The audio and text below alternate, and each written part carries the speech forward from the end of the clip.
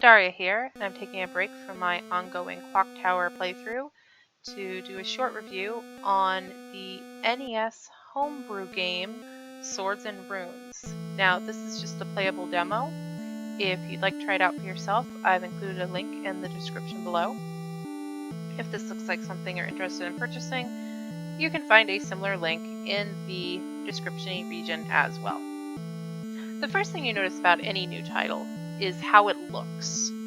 Graphics provide the first impression, and in Swords and Ruins, the first thing you see are the simplistic, bold sprites set against a stark black background.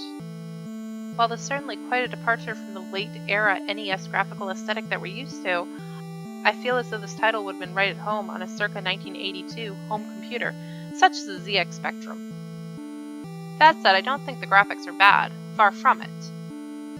The sprites are iconic and readily identifiable, and the game utilizes some attractive flair as well, such as the borders around the dialogue screen. And the font, while initially hard to read, helps solidify the game's medieval setting. In contrast to the game's minimalistic visuals, the storytelling is rich and detailed.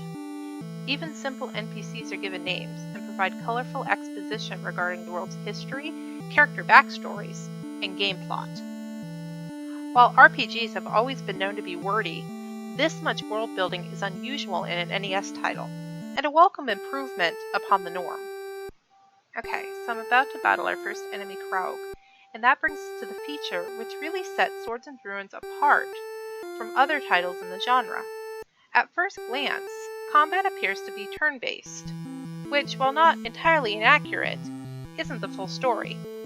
Like the early Final Fantasy titles, upon your turn you have a limited window of opportunity in which to select an action. However, unlike a Final Fantasy title, there is no textual menu from which to select your move. Instead, your action is selected by performing a 2-button combo press. For example, in order to attack the first enemy on the screen, you would press up, release the button, and then press A. And if you want to use your healing power, you'd double tap the A button. Now, this isn't Street Fighter. You're not expected to memorize the button pairing for each action. The game does provide an on-screen graphical cheat sheet. You can see in the lower left corner of the screen 2 icons. The green thingy represents your healing power, and the 2X circle right next to it translates as press circle or the A button twice to perform. Below that is the command to escape from battle, which is simply to press the B button or that square icon twice. Now let's look at our 2 warriors on the top of the screen. The silver helmet is the player character, and that cross beside his head is your health meter. The more this cross fills up with red, the more damage the player has taken. The gold helmet is the enemy, and that icon next to him is an up arrow in a circle, which simply translates as press up and then press A to attack. You can see that there's an arrow that's switching back and forth, selecting between the player character and the enemy. This arrow lets you know whose turn it is, and the player has approximately 4 seconds in which to perform a combo before the arrow will switch over to the enemy's turn. This battle system feels somewhat arcadey, as the player must really hone his twitch reflexes in order to master the game. I'm sure it'll become more strategic as you unlock additional abilities, up to 18 total actions, but even in the demo's limited functionality, it's just plain fun. The demo looks to be lifted directly from the first part of the game, so our first task is to collect the rest of our party members. There are 4 total, hidden throughout the region. Like most NES-era adventure games, you're given few clues, and the information that NPCs do care to divulge is often cryptic. The core of Swords and Runes exploration appears to be an extensive scavenger hunt for special items, not unlike what most gamers are used to in a Legend of Zelda title. Now that we have 2 characters on our team, let's revisit combat. You can see the enemies have 2 different button options next to their icons.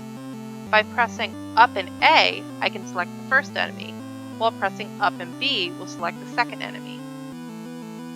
If my button combo is successful, an icon will replace the arrow, showing my selected attack. If I'm unsuccessful, the icon will become a diagonal red slash showing that I have failed. I assume that different characters will have different abilities available to them, but that goes beyond the scope of this demo. Finding hidden secrets in this game is a methodical process. You'll want to speak with every NPC and inspect every nook and cranny of the screen. There are often secrets lurking behind even the most innocuous looking environments. Only once we complete our given task of finding the remaining player characters are we allowed to progress to the next level, or in this case, the end of the demo. Swords and Runes looks like it would have been a solid release for even a professional studio during the NES's lifetime. And the fact that it's the brainchild of a single hobbyist is just staggering. It may not emulate the herald classics of the genre.